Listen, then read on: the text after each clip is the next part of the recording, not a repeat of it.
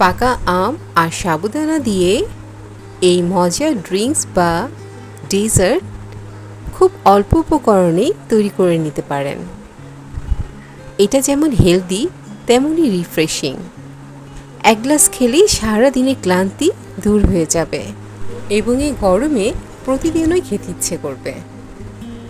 আসসালামু আলাইকুম প্রিয় দর্শক, আশা করছি সকলেই অনেক ভালো আছেন। আজকে আমের ডেজার্ট নিয়ে চলে এসেছি। তো কিভাবে তৈরি করেছি সেটা দেখে নিই।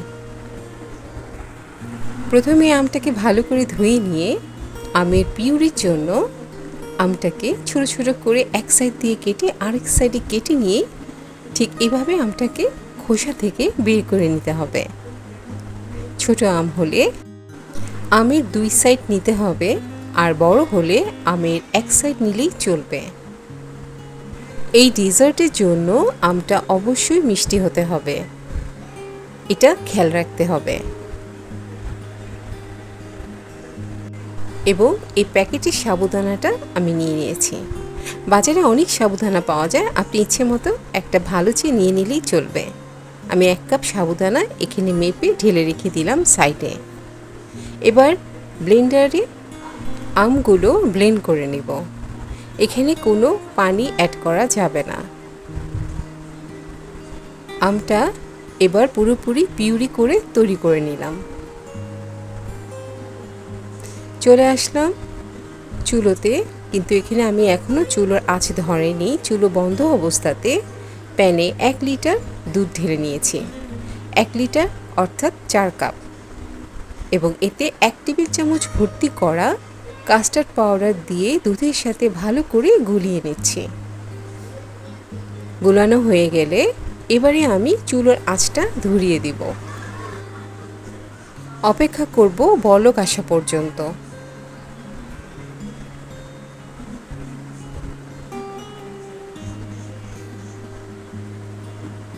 বলক এলেই 1 কাপ চিনি দিয়ে দেব।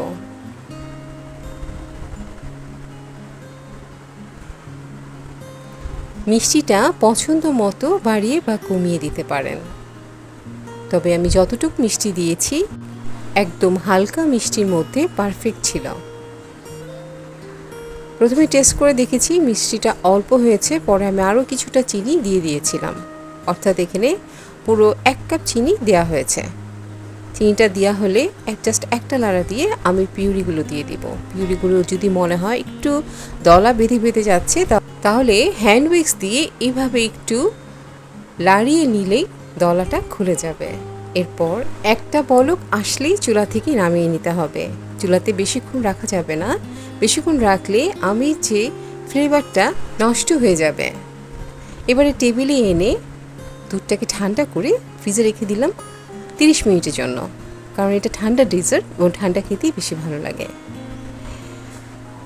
চুলোতে প্যান দিয়ে পানিটা ফুটে উঠতেই আমি যে 1 কাপ সাবুদানা মেপে রেখেছিলাম সেটা দিয়ে দিলাম। এবার ফুটে আসলে আরেকটা নিচে লাড়া দিয়ে নেব।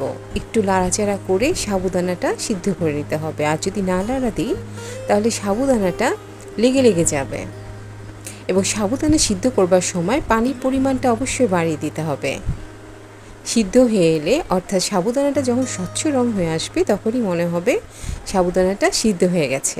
এবারে ছেঁকে নিলাম। ছেঁকে সাথে সাথে ঠান্ডা পানি দিয়ে দিতে হবে।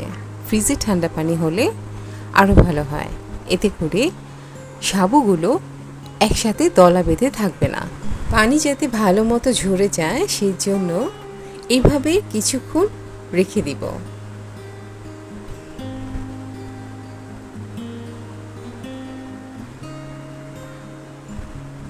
এরপরে ফ্রিজে যে দুধটা ঠান্ডা করতে দিয়েছিলাম সেটা বের করে নিব। বের করে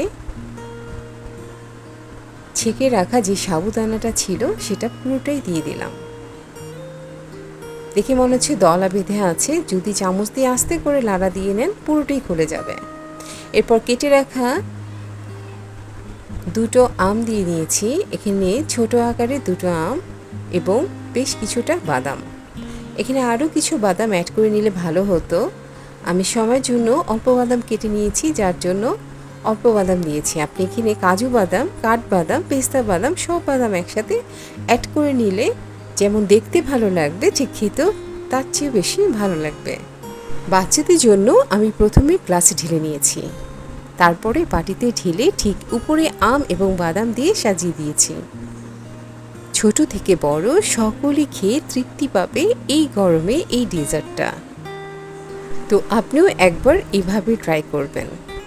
সকালে যদি এই ডেজার্টটা খেয়ে নেন তাহলে সারাদিন স্বস্তি বোধ করবেন এই গরমে।